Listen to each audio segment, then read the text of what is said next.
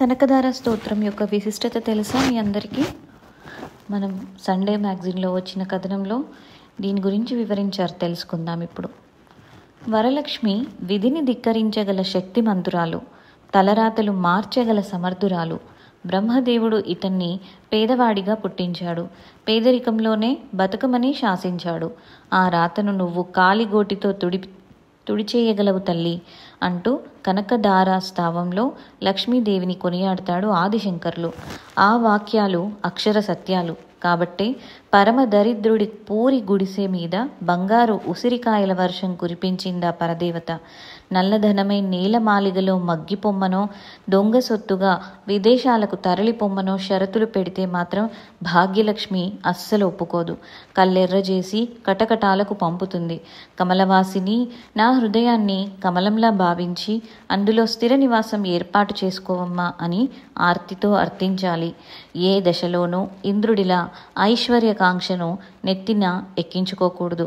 పూర్వం జంభాసురుడనే రాక్షసుడు ఉండేవాడు. అతను మహాబలవంతుడు. అనేక యుద్ధాల్లో దేవతల్ని చిత్తుగా ఓడించాడు. దీంతో ముక్కోటి దేవతలు దత్తస్వరూపంలో లక్ష్మీ సమేతంగా కొలువుదీరిన నారాయణుడిని ఆశ్రయించారు. కాపాడమని వేడుకున్నారు. హరి అభయమిచ్చి పంపాడు. ఆ అసురుడిని యుద్ధానికి ఉసిగొలిపి తన వద్దకు తీసుకురమ్మని సలహా ఇచ్చాడు విష్ణుమూర్తి. అనఘుడు, లోప రహితుడు అయినప్పుడు లక్ష్మీదేవి మాత్రం అనఘ కాకుండా పోతుందా? అసర సంహారం కోసం ఆమె అనఘాదేవిగా అవతరించింది. దేవతల్ని తరుముతో వచ్చిన జంభాసురుడు అనఘాదేవిని కాముక దృష్టితో చూశాడు.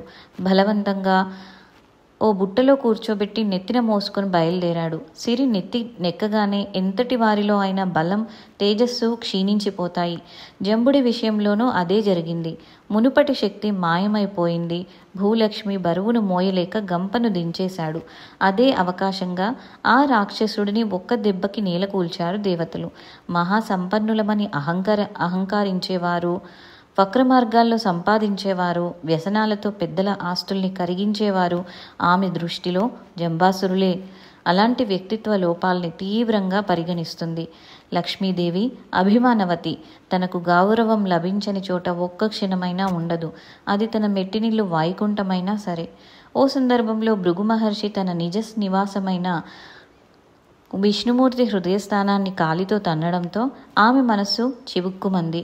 కన్నీళ్లు పెట్టుకుంటూ కోల్హాపురానికి ప్రయాణమైంది. దీంతో సిరిలేని వైకుంఠం చిన్నబోయింది. లక్ష్మిని కోల్పోయిన నారాయణుడు తేజస్సును కోల్పోయాడు. శ్రీ అంటే సంపదే కాదు, భాగ్యం, విజయం, వైభవం, తేజస్సు కూడా.